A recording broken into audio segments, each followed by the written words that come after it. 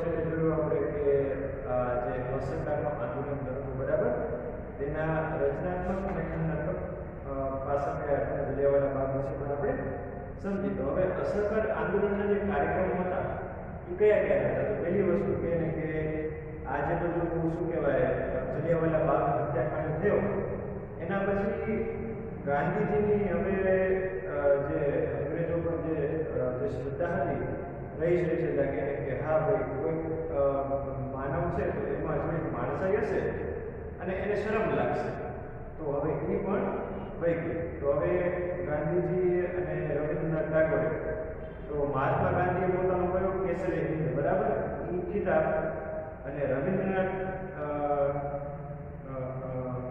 ઠાકોરે અથવા ટાગોરે નાઇટહુડ એમને સન્માન મળેલું, પોતાની પદવી મળેલી, એ અંગ્રેજ સરકારની પાસે જઈ હતી કે ના, એ તમારી પદવી અમને જોઈ લે, કારણ કે શું કહેવાય, અંગ્રેજો તે વખતે ભારતીયોને શું કહેવાય તેમના ઉપર પ્રકારના અત્યાચાર કરવા માંડ્યા હતા. આનો ઇમ્પેક્ટ શું થયો, આનો અસર શું થયો કે વિદ્યાર્થીઓએ અંગ્રેજ શાળા અને કોલેજો છોડી દીધી અને ઠેર ઠેર વિદેશી કાપડની હોણી કરી. હવે ડ્યુક ઓફ કેનાડા સાથે ભારત આવવાના હતા, જેમનો પણ નવેમ્બર 1921માં બહિષ્કાર કરાયો. પ્રિન્સ ઓફ વેલ્સનો પણ એનો જે સન્માન છે તેનો બહિષ્કાર કરાયો.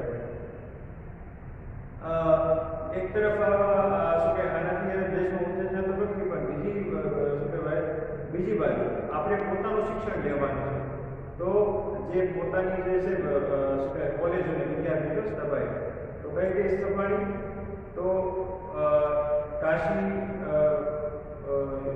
કાશીમાં છે, બિહાર, જામિયા મિલિયા, ગુજરાત વગેરે ગુજરાત વિદ્યાપીઠનું તમે નામ સાંભળ્યું હોય તો.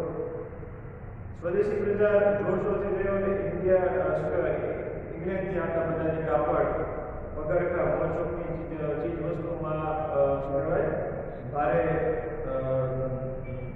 ઘટાડો થયો અને બ્રિટિશ પાર્લામેન્ટમાં તેનો પડઘો પડ્યો અને આનાથી આર્થિક નુકસાન તેમને બહુ થયું. ટિળક ફંડ, આ લોકોએ લોકમાન્ય ટિળકના નામે એક ફંડ શું કહેવાય ભેગું કર્યું હતું, તેમાં 1 કરોડથી વધારે નાણાં ભેગા થયા હતા. અત્યારે 1 કરોડ આ મોટી કિંમત કહેવાય, પણ કોઈ પાર્ટી માટે એટલી મોટી કિંમત ન કહેવાય હાલના જમાનામાં. ત્યારે તમે જો કે 1 કરોડ એટલે કે ત્યારના 1 અરબ જેટલા તેમાં શું ઇન્ક્લુડ થયા હતા. હિન્દુ જમીનદારો અને મુસ્લિમ ખેડૂતો વચ્ચે થયેલા મોબાલકોની ટીકાપાત્ર કહી શકાય તેને બ્રિટિશ સરકારે સખત હાથે દબાવી દીધું. આ આંદોલનને નિષ્ફળ બનાવવો હતો, તો એઝ યુઝ્યુઅલ બ્રિટિશ સરકારે પોતાની જે નીતિ હતી, દમનકારી નીતિ, ગોળીબાર, ગિરફ્તારી, એ બધીનો સારો લીધો અને હિન્દુ મુસ્લિમ એકતાને તોડવાનો તેમને પ્રયાસ કર્યો. હવે આ વચ્ચે એક આંદોલન વચ્ચે એક ઘટના થાય છે, બહુ મુખ્ય ઘટના છે, ચોરાચોરીનો બનાવ અને આંદોલનની મોકૂફી. તો 5 ફેબ્રુઆરી 1922ના લોકો સરઘસ ત્યાં ઉત્તર પ્રદેશના ગોરખપુર જિલ્લામાં સરઘસ કાઢીને નીકળ્યા હતા. તો હવે મુશ્કેલ હવે થયું એવું કે પોલીસવાળાઓએ સરઘસ ઉપર ગોળીબાર કર્યો અને લોકો ઉશ્કેરાઈ ગયા અને પોલીસના લોકો જે છે તે પોલીસ ચોકીમાં ભરાઈ ગયા અને જે આગળ ક્રાઉડ હતું, ભીડ હતી, એમને પોલીસ સ્ટેશનને આગ લગાડી દીધી, જેમાં 21 પોલીસ કર્મીઓ મૃત્યુ પામ્યા. આ હિંસક બનાવના સમાચાર મળતા જ ગાંધીજી જણાવ્યું આ જે વસ્તુ છે, અહિંસાનું મૂલ્ય નહીં સમજનારા લોકોના હાથમાં સત્યાગ્રહનું શસ્ત્ર મૂકીને મેં હિમાલય જેટલી મોટી ભૂલ કરી છે. આવું ગાંધીજીએ કીધું અને તેમને અસહકારનું આંદોલન પાછું લઈ લીધું. હવે અસહકારના આંદોલનનો મહત્વ અને તેની અસરો શું થઈ કે આમાં તેમને આ જે હેતુઓ જે પ્રાપ્ત થયા તેમને વધારે સફળતા ન મળી, પરંતુ તેના નકારાત્મક અને રચનાત્મક કાર્ય દ્વારા તેમને લોકોના અધિકારો પ્રત્યે સભાન કર્યા. સરકાર તરફ એક વિરોધી વાતાવરણ સર્જાયું, લોકોમાં અન્યાય વિરુદ્ધ સંઘર્ષની ભાવના પ્રબળ બની, ભારતના બધા જ વર્ગોમાં જાગૃતિ આવી, સ્વરાજ માટે તેમની શ્રદ્ધા અડગ બની. લોકોમાંથી એક જાતનો જે બીજ છે એને કે લાઠીનો, ગિરફ્તારીનો, પોતાની નોકરીનો જે બીજ હતો તે બીજ હવે વહી ગયું. કોંગ્રેસ લોકોની સંસ્થા બની, દેશમાં રાષ્ટ્રીય શિક્ષણ આપતી શાળાઓ ચાલુ થઈ, અંગ્રેજીના સ્થાને હિન્દી ભાષાને મહત્વ મળ્યું. રાષ્ટ્રીય આંદોલન અત્યાર સુધી શહેરો અને નગરો અને શું કહેવાય અમુક જે બુદ્ધિજીવી ટાઈપ મીન્સ કે જે બુદ્ધિજીવી લોકો હતું જેના પ્રભુ હતું, હવે તે ગામડે ગામડે સામાન્ય જનતા સુધી પહોંચ્યું. ઓકે, હવે આમાં એક પક્ષ આવે છે સ્વરાજ પક્ષ, એક પોલિટિકલ પાર્ટી હતી. લોકોમાં આવેલી જાગૃતિને ટકાવી રાખવાના હેતુથી અસરકારની લડત મોકૂફી બાદ ચિત્તરંજન દાસ મુનશી અને મોતીલાલ નહેરુએ સ્વરાજ પક્ષની રચના કરી. તેમનો હેતુ આજે પાર્ટી બનાવી તેનો આપણે મુખ્ય હેતુ શું હતો કે ધારાસભા, મીન્સ કે તમને ખબર હશે કે તમે અગાઉ તમે સ્ટડી કરેલું હશે કે કેન્દ્ર અને રાજ્યમાં એક તો આપણે કેન્દ્રમાં શું હોય, લોકસભા અને રાજ્યસભા હોય. લોકસભાની ચૂંટણી લોકો દ્વારા થાય છે અને રાજ્યમાં શું હોય છે, રાજ્યમાં બિલકુલ આપણે રાજ્યમાં જે આપણે એસેમ્બલી હોય છે એની તેમાં આપણે આ જે સ્વરાજ પક્ષ છે તેમનો હેતુ ધારાસભાઓમાં પ્રવેશી સરકારની અયોગ્ય નીતિનો વિરોધ કરવાનો હતો. સ્વરાજ પક્ષના સંસ્થાપકો પણ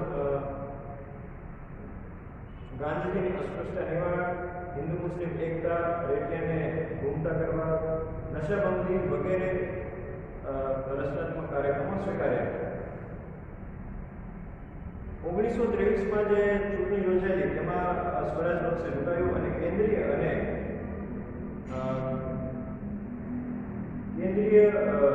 ધારાસભા અને કેટલાક પ્રાંતોની જે આપણે એસેમ્બલી કહેવાય, ધારાસભા કહેવાય, તેમાં સ્વરાજ પક્ષના ઉમેદવારો ચૂંટાઈ આવતા પક્ષને સ્પષ્ટ બહુમતી મળી. દેટ મીન્સ કે હવે તેમની ગવર્મેન્ટ હશે. બંગાળ પ્રાંતમાં જો બહુમતી ન મળી પણ છતાં એક મોટો અને મજબૂત પક્ષ તરીકે સ્થાન મેળવી શક્યો. કેન્દ્રીય ધારાસભામાં પક્ષના નેતા તરીકે મોતીલાલ નહેરુ અને બંગાળ પ્રાંતના નેતા તરીકે ચિત્તરંજન દાસની વણી ગઈ. સ્વરાજ પક્ષે સરકારી અંદાજપત્રો, ખરડોને નાબૂદ કરી. દેટ મીન્સ કે સરકારની જે જેટલી પણ દમનકારી નીતિ હતી, જેટલા પણ કાનૂન ચોપા માગતા હતા તેનો આ લોકોએ વિરોધ કર્યો. હવે આની અસર એ થઈ કે સાયમન કમિશન છે, બરાબર, સાયમન કમિશન તમને આગળ આવશે સ્ટડી કરવામાં કે તેને 2 વર્ષ પહેલા નિમવું પડે. ધારાસભામાં સ્વરાજ પક્ષે શિસ્તબદ્ધ કામગીરી બજાવી, ઊંચી સંસદીય પ્રણાલી સાથે. આની અસર એ થઈ કે અંગ્રેજોને પણ ખબર પડી કે ભારતીયો પણ પોતાની જે ધારાસભા છે, દેટ મીન્સ કે પોતાની જે પાર્લામેન્ટ છે તેને સારી રીતે ચલાવી શકે છે. લોકોમાં પણ રાષ્ટ્રીય જાગૃતિનો પુનઃસંચાર થયો. સ્વરાજ પ્રાપ્તિને વધુ નજીક લાવવા માટે આ પક્ષે ખૂબ જ અગત્યનો ભાગ ભજવ્યો. એ સઘળી બાબતોમાં તેનું મહત્વ અને મૂલ્ય રહેલું છે. હવે આમાં થાય છે કે 1925ના જૂન મહિનામાં ચિત્તરંજન દાસ બાપુનું અવસાન થાય છે, ત્યારે સ્વરાજ પક્ષ નબળો પડે છે. કેટલાક ધારાસભ્યો સરકારને સહયોગ આપતા તો કેટલાકે નેશનલ પાર્ટી નામનો નવો પક્ષ સ્થાપતા સ્વરાજ પક્ષની પ્રતિષ્ઠા ઓસરી ગઈ. તે પછી ચૂંટણીમાં તો મદ્રાસ પ્રાંત સિવાય સર્વત્ર તેના જે નેતાઓ છે અથવા તો તેમના જે ઉમેદવારો છે તેમને હારનો સામનો કરવો પડ્યો. બિપિનચંદ્ર પાલ અને સુરેન્દ્રનાથ બેનર્જીએ તો તેની કામગીરીની આકરી ટીકા પણ કરી. મિત્રો, આપણે આગળ જોયું કે આજે આપણે આઝાદીની જે લડત છે તેમાં 1857નો સંગ્રામ, બરાબર, સ્વદેશી ચળવળ અને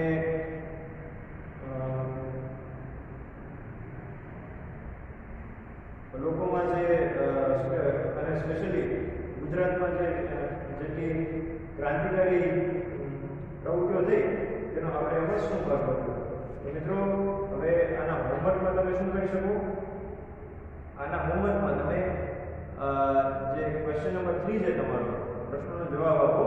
1 થી 5 પ્રશ્નો અને ચોથો પ્રશ્ન 1 થી 4, બરાબર, વિકલ્પવાળા પ્રશ્નો, તેનો તમે અભ્યાસ કરી શકો. તો મિત્રો, હવે નેક્સ્ટ ટાઈમ મળશું ફરી નવા